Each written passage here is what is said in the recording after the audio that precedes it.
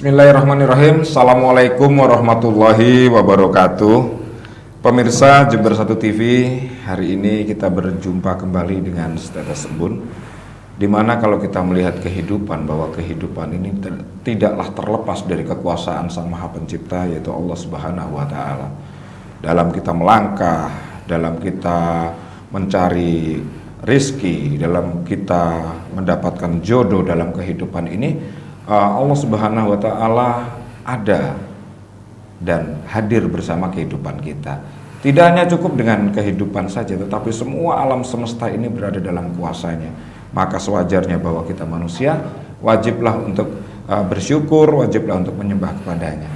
Tema kita hari ini adalah kebersamaan Allah. Telah hadir bersama kita Dr. Abdul Wahab Ahmad MHI. Assalamualaikum Ustadz. Waalaikumsalam warahmatullahi wabarakatuh. Beliau adalah Sekretaris Umum MUI Jember, dan kepada beliau saya berharap ada secercah tetesan embun yang bisa menyegarkan kita semuanya dengan tema kita, yaitu kebersamaan Allah. Dipersilakan Ustadz.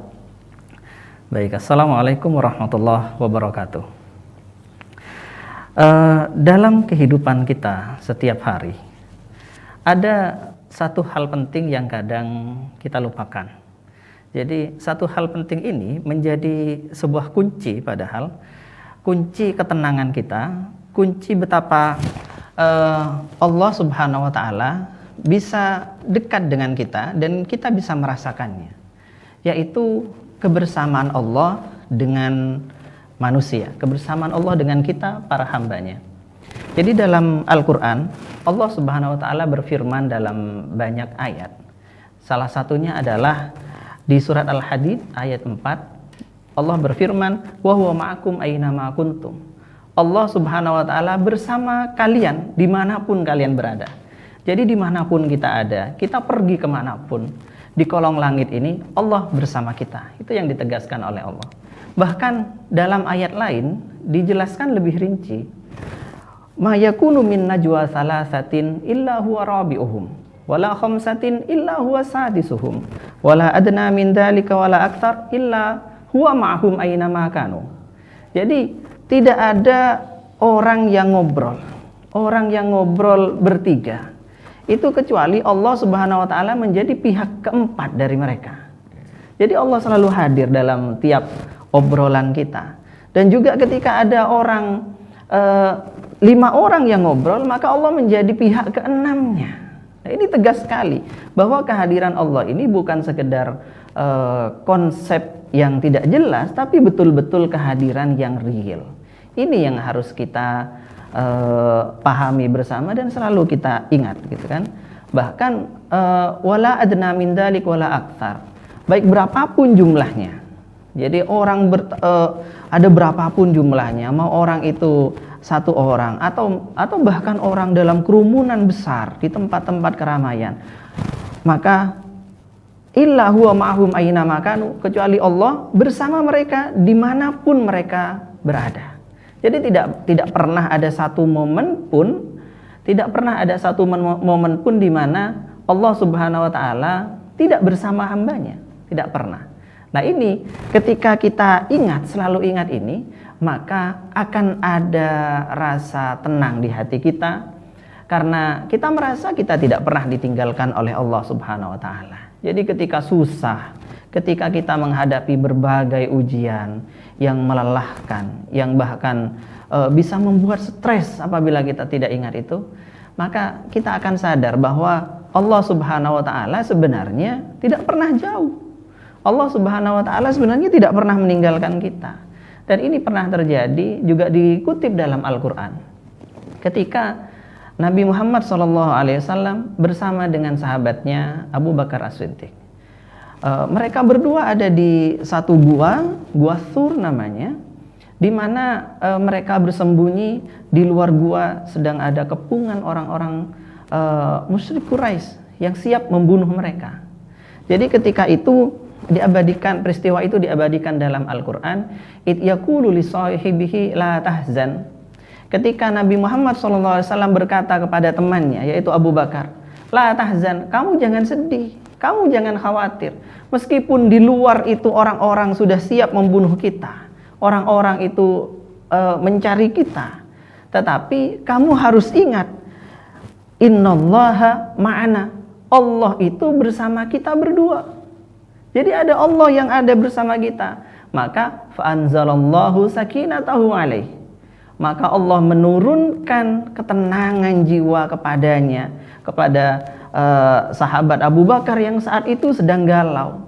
Dan bagaimana tidak galau? Wong bersembunyi di gua yang kecil, tidak ada tempat lari. Di luar gua sudah berbaris satu pasukan kafir Quraisy yang siap membunuh mereka. Dan di bawah gua itu seandainya orang-orang itu mau menunduk, kelihatan. Karena guanya itu ada pintunya kecil di bawah, harus merangkak untuk masuk. Seandainya mereka mau menunduk saja, sudah selesai, tamat di situ. Sejarah Islam akan tamat. Karena Nabi Muhammad adalah kunci dari Islam itu sendiri. Kalau di awal sudah Nabi Muhammad tertangkap dan terbunuh, habis sudah. Sehingga Abu Bakar pada saat itu merasa sedih, habislah kita, bagaimana nanti Islam ini. Tapi ternyata Allah menurunkan ayat ini, innallaha ma'ana, jangan takut, Allah bersama kita berdua. Nah, jadi dengan mengingat ini kemudian Abu Bakar bisa tenang lagi, dan akhirnya mendapatkan pertolongan. Mereka berdua bisa selamat tanpa ditangkap oleh musuh begitu. Dan peristiwa yang sama terjadi juga diabadikan di Al-Qur'anul Karim, yaitu kisahnya Nabi Musa dengan kaumnya yang saat itu sedang dikejar-kejar oleh pasukan Fir'aun yang berjumlah sangat besar. Jadi di saat pelarian itu dikisahkan dalam Al-Quran, falamma taro al-jam'ani, ketika dua golongan itu, kaumnya Nabi Musa dan pasukan Fir'aun itu sudah saling melihat, artinya jaraknya sudah dalam pandangan mata, begitu, tidak terlalu jauh.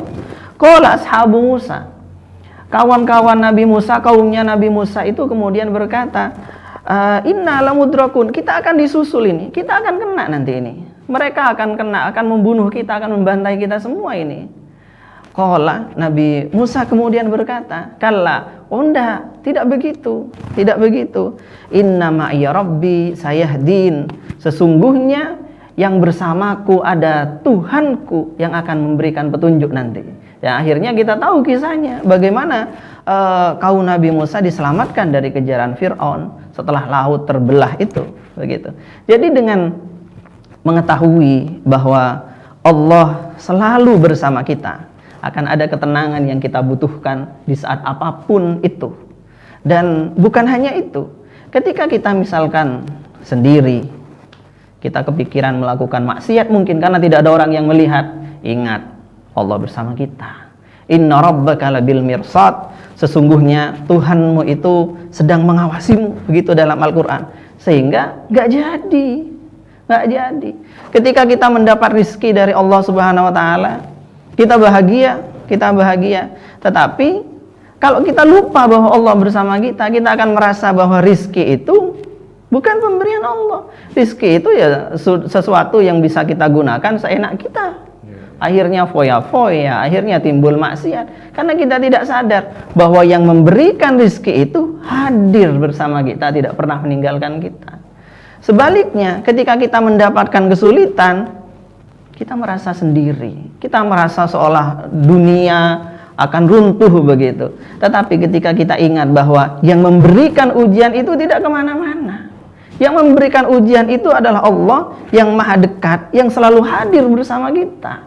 Sehingga dalam ujian itu kita sebenarnya ditemani oleh sang desainer yang mendesain segala kejadian, di mana termasuk ujian itu sendiri adalah bagian dari desainnya, yang ujungnya nanti hikmahnya sudah ada, tinggal kita saja untuk bagaimana kita menangkap hikmah itu nanti ketika ujiannya sudah selesai. Nah begitu, dengan mengetahui hal ini tentu kita tidak akan menjadi orang yang tersesat, ya. Kita tidak akan menjadi orang yang jauh dari Allah. Nah ini pentingnya kesadaran bahwa Allah selalu bersama kita, begitu. Jadi ini hal yang sederhana sebenarnya, tetapi justru karena sederhana itu banyak dari kita yang lupa, gitu kan. Baik Ustadz, baik, begitu. Kalau berbicara mengenai bahwa hadir dalam setiap langkah, dalam setiap kehidupan, bahkan kalau Ustadz tadi sebutin ada 4 orang, maka Allah hadir bersama kita. Kita sebagai manusia ini kan pasti harus punya cara ya, gimana ya caranya terus menerus mengingat kehadiran Allah itu seperti apa kira-kira Ustadz yang harus dilakukan oleh kita itu? Iya, bagus sekali. Memang karena kita biasanya lupa gitu kan, sehingga ada tipsnya itu. Bagaimana caranya supaya kita selalu ingat gitu.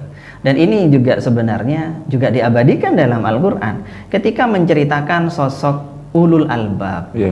Ulul albab itu orang-orang yang hebat, orang-orang yang ahli hikmah, orang-orang yang mampu tahu intisari dari kebenaran, begitu.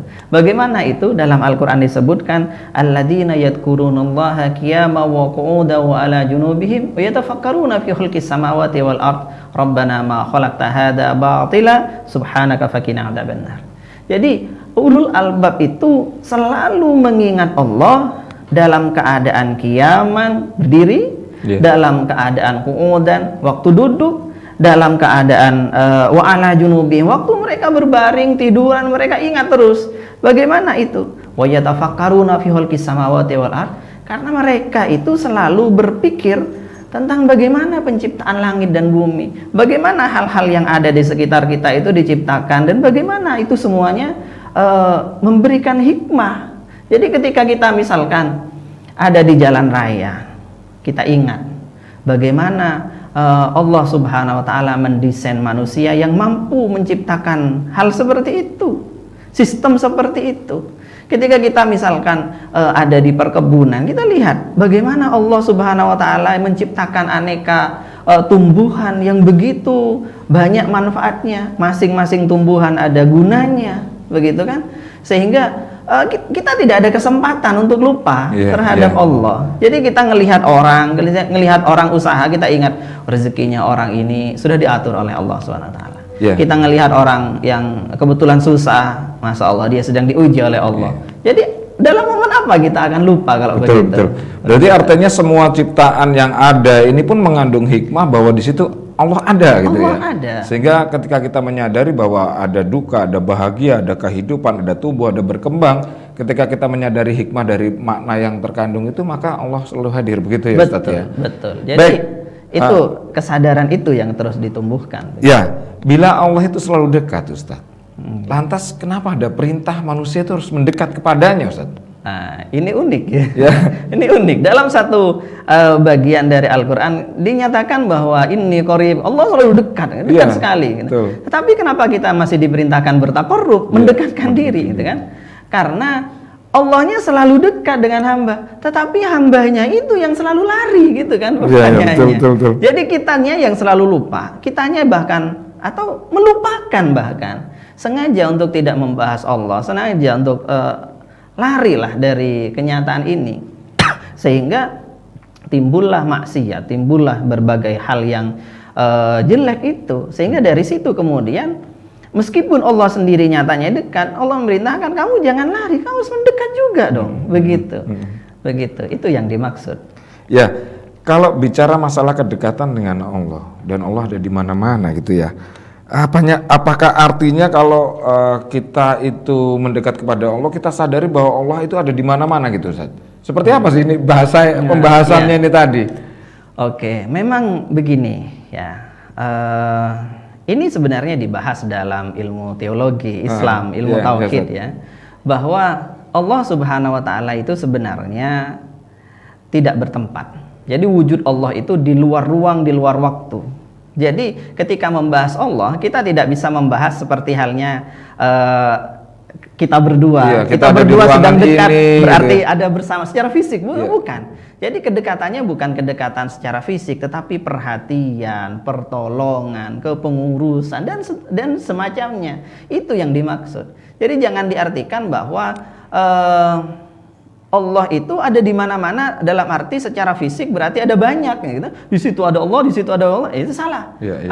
Atau mungkin di sebagian orang barangkali membayangkan kalau Allah dekat dengan setiap orang berarti Allah itu besar sekali begitu kan, sehingga semua di bumi ini kelihatan dekat. Bukan begitu. Bukan begitu. Jadi itu adalah bayangan yang salah, penafsiran yang salah. Tetapi kedekatan di sini adalah kedekatan maknawi, kedekatan dalam arti kasih sayang Allah yang menyeluruh, pengetahuan Allah yang menyeluruh, di mana tidak ada satu tempat pun di dunia ini yang luput dari itu. Iya, Jadi iya, kedekatan semacam itu yang ditekankan dalam ayat-ayat itu. Ya. Begitu. Kalau dalam surat ayat Al-Baqarah 153 ya Ustaz ya, yang Oke. Allah bersama dengan orang-orang yang sabar. Iya. Ini pemaknaan lebih lanjutnya gimana Ustaz? Iya, memang kalau tadi dijelaskan bahwa Allah itu dekat dengan semua orang.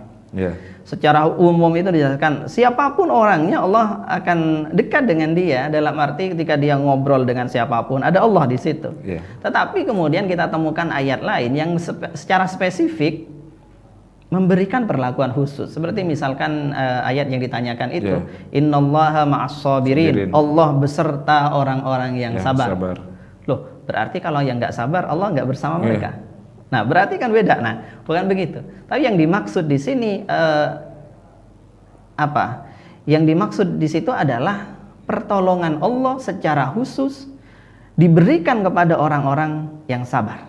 Nah, begitu. Jadi kalau nggak sabar, Allah tetap dekat, Allah tetap memperhatikan mereka, tetapi nggak ditolong.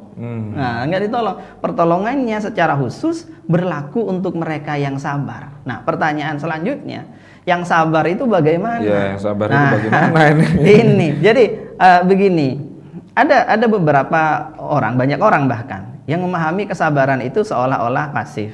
Oh, nggak bisa apa-apa, cuman bisa sabar, cuman bisa nangis, cuman bisa doa saja. Bukan seperti itu. Kesabaran itu bukan seperti itu. Kesabaran itu terjemah aslinya ya, sabar itu adalah tangguh, pantang menyerah, itu yang disebut berarti sabar. artinya tetap ada laku ikhtiarnya gitu ya. Betul. Jadi sabar nggak diem gitu ya. Sabar itu bukan berarti diem, bukan berarti lemah, nggak bisa apa-apa, cuman bisa doa aja, saya cuman bisa bersabar. Bukan. Allah bersama orang yang sabar, maksudnya Allah bersama orang yang ulet, yang mereka kalau gagal langsung bangkit lagi, mereka yang pantang menyerah, mereka yang kalau ada rintangan sebesar apapun mereka terus maju. Nah, itu yang kemudian mendapat bantuan, pertolongan dari Allah sehingga kesuksesan yang menyambut mereka. Itu yang dimaksud. Nah, kalau orang yang nggak sabar, otomatis nggak dapat. Iya, betul. Begitu. Alhamdulillah ini Ustadz. Perbincangan kita menarik sekali untuk menjadi pembahasan dan secercah atau setetes embun bagi pengetahuan maupun pengingat bagi kita semuanya. Dan di episode berikutnya saya ingin juga nanti berbincang yang lain nih dengan Ustadz ya. Baik. Terima kasih sekali Ustadz. Pemirsa sekalian, kedekatan kita terhadap Allah Subhanahu wa Ta'ala sebagai Sang Pencipta, sebagai penguasa alam semesta ini adalah menjadi wajib, karena dengan menikmati segala ciptaannya, dengan mensyukuri segala nikmatnya, maka Allah ada dan hadir terus-menerus bersama kita. Terima kasih, semoga apa yang tadi diberikan oleh Ustadz mampu memberikan secercah cahaya terang dan juga setetes embun bagi pengingat bagi kita semuanya. Di akhirul kalam, terima kasih. Assalamualaikum warahmatullahi wabarakatuh. Waalaikumsalam warahmatullahi wabarakatuh.